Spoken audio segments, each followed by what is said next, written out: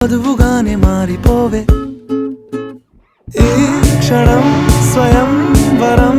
ఇవాళ సంబరం ఈ క్షణం స్వయం వరం ఇవాళ సంవరం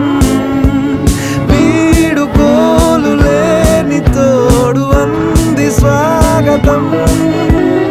ఈ క్షణం స్వయం వరం ఇవాళ సంబరం